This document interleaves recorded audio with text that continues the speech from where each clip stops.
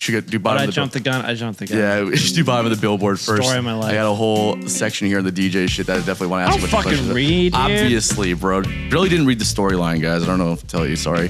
Bottom of the Billboard is a segment that we review a song every single week, and we decide whether or not it goes on our Spotify playlist called Bottom of the Billboard. So check it out. You can see what has made it on in the past. You'll never know what didn't make it on unless you go back and watch the episode. So this week I chose Mellow My Man by The Roots. The first time I heard this song, I was just like blown away.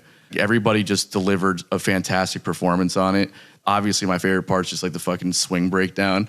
I love the tone that they got in the kick drum. You know what I mean? Like you listen to like old jazz swing and stuff like that. Unfortunately, it's just a sound of its time. So you don't usually get that pulse on the kick drum. But that's so fat and just like assertive sounding behind that very light, tasteful kind of swing. And the flow that was going over is just all so, it floats, you know what I mean? It just floats over the whole thing. And I love this song, man. The horn parts, you know, it's like so subtle and everything about it is just a great song. I love it. Yeah, yeah, without a doubt, that like jazz breakdown that they do in the middle of the song, and then it completely is an amazing contrast between like going back to the beat, and it's even cooler when they actually do go back to the beat. Yeah. But the fact that the rap like just goes over it so perfectly, I was like, what?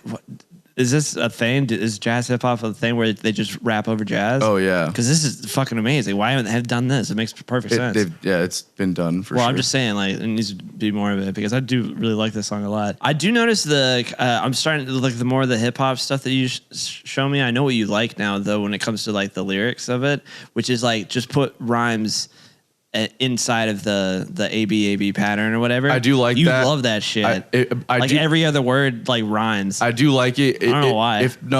I like it when the words make sense. When they're like putting shit in there just to try and make it fit that pattern. I can see through that. And I don't like that kind of stuff, you know? Yeah, I guess so. But yeah, overall, I love this song.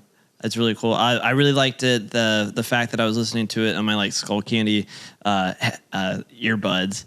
And still like that crazy 808 bass like sounded like just I was blown away. That's the best that my headphones have ever sounded like. How do they even what's the word? Bounce that down and make it like so great. Especially mix it. That came out in like 94, 95. Okay. 95, yeah. I checked it. Yeah. So like just thinking about that, like the context of the time, like that was, I mean, the Roots were revolutionizing that entire scene at that time, you know.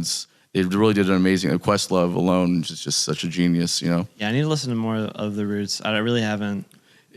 I loved every time that I've got to see them and everything like that, but I never really like listened to a full album before. Yeah, and as far as like the jazz hip hop stuff, there's a lot of bands. Like there's August Green that does a cool kind of neo soul hip hop jazz thing. Artificial from Miami. They're not together anymore, but they were a band that was kind of coming up back in the day, and they were amazing with that shit. It was all the guys. They were just like playing jazz, and then these super talented writers, you know, these rappers, and it was really good. I would highly recommend checking them out too. I want to put more jazz breakdowns into different genres of music, though. We did that. We were working on a collaboration of the Outkast song Rosa Parks. Yeah. And we actually it was a jazz breakdown on Andre 3000's verse. It was actually inspired by that Roots song. Oh, cool. Yeah.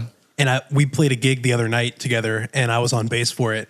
And I looked over at the drummer and was like, "Are we going into the swing part?" Because I didn't know if you guys had adopted that into your live thing. Nah. So I start walking the bass line, and he just kind of looks over at me like, "What the fuck are you doing?" Yeah, no, that was with Brandon. Brandon kind of. Yeah, no, for sure. He ran with it. I thought you were talking about.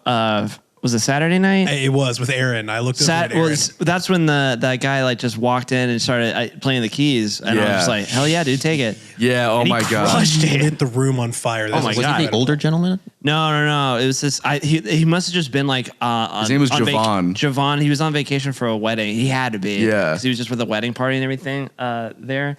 And like he walked in and he just had like red dreads and like these like crazy looking shoes, and he was just like dressed up like really weird looking, and I'm like, he's like, "Hey man, what key are you in?" Because any other person like walking up to touch my piano, I just want to punch them in the face. Just stop touching my piano at gigs. Please stop touching my piano. I don't care. Just stop. Yeah, piano's a metaphor. Exactly. Don't touch my piano. Don't touch my piano. Piano through the fence.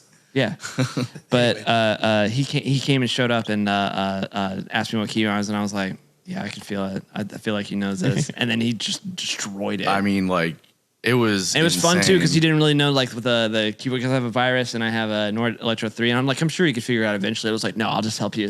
I was, like, on the 1s and 2s, like, trying to get him to, like, the right voice settings and stuff like that. But he crushed it. If you're out there watching, like, please, like, where are you? Where are you from? Yeah. And he just, like, vanished like Batman after we got done playing. He's, like, shook my hand and then left. Oh, we were speechless for like a good minute after the song ended. We were just like, what the fuck just happened right now? Awesome. But going back to the segment, I guess, did you like this song? Yeah. my response to that is Yep. yes. Yeah. You said one of you guys said something was fat in the song. Let's just make sure that we all spell it the same. PHAT. Yeah. Fat, like fat. You know? Yeah. Yeah. So it's coming back from a gig. I don't remember which one. So my ears were kind of shot a little bit, but I'm like, you know what? I'm going to put on the song. And I kind of put my volume up. You know it's a good song when like it sounds amazing, even after you just did like a crazy loud gig. Yeah. Again, I like unpredictable music. So when I went to that jazz break, I was like, this is it. And I've heard of Questlove before, and he actually DJs too, believe it or not. Oh, yeah. During COVID, during the lockdown, I would watch a lot of his streams. He has a really cool collection of vinyl, I believe. And he also like talks on the mic a lot and gives you like facts. He's probably one of the most well-informed musicians. I mean, his record collection is just like insane. I don't know how anybody can consume that much music and like with the variety that he does it as well, you know? And he knows who produced every record. He knows all the players on every record. Yeah, it's true. It's like he's like the biggest geek in the best way, you know? Yeah. There's this a little like YouTube special or whatever where it's just like a day in the life of Questlove and like just what he does day to day. And like there's just one little part where he's taking all these like giant like terabyte hard drives around because it's all of the music that he has, like that he's bought, and it's like just like a grocery bag full of terabyte hard drives. And I'm just like, oh my god, that nobody in the world could listen to that much music. There's not enough time. Yeah. Especially like because he's like maybe 50 at the I don't know. He's older than that now. You think so? Yeah. Oh, all right. Well, anyways, good for you, Questlove. I'm glad you. I can imagine him like reaching into that bag and being like, yeah, give me a minute. Let me find Diana Ross's song from this year. Yeah. Just picks it out. Yeah. But It's wild. ooh, what is that?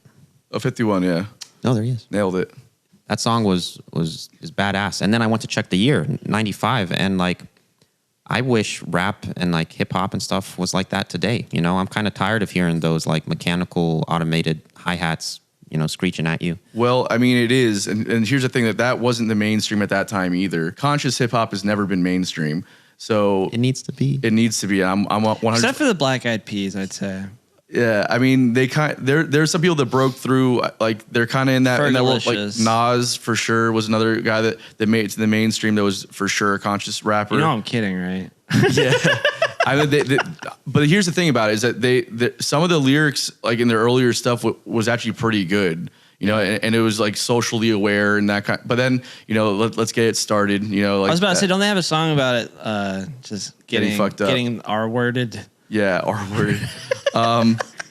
Yeah, and also not really conscious. I mean, also every rapper, whether you're conscious or a conscious rapper or not, like you have a song about partying or like chicks or whatever it might be. That's just everyone's trying to get that one song. You know what I mean? Club banger. One hype song. Yeah, club banger. Yeah, Well, anyways, does it make the playlist? I obviously Yeah, unanimous. yeah. I Is say anything else? yes. Anything else you want to say about the song? Like you said, I got to check out more of the roots, you know, Yeah. because you popped my cherry on that, and thank you. Oh, you got it, bud. Anytime. Whatever you guys want to know about like good music, I'll be your beacon of light and all that. Just You've been suggesting a lot of safe ones though. safe lately. ones. What do you mean? I mean, like this one and the one before that was what, Wolfpack, and then Yeah. another one was. It's just stuff that I'm listening to currently. You know what I mean? I don't believe you. You don't believe me? Nah. Why? I don't know, because I think you're trying to beef up the playlist with more of your picks than mine. Oh, Oh, all your picks are making it too. No, they're not. Like none of them made it. Which one didn't make it? You didn't put the Broken Social Scene on there. I put the that was like 6 months ago. I did put the I don't know what time is. the Radiohead one that you picked. Oh yeah, That one made the playlist for sure. Yeah, that's true. Creep. Good one. Anyways. That was pretty safe. yeah, that's what I'm about to say. Like, isn't that one Yeah, safe? all right, Yeah. all right. I'll stop talking.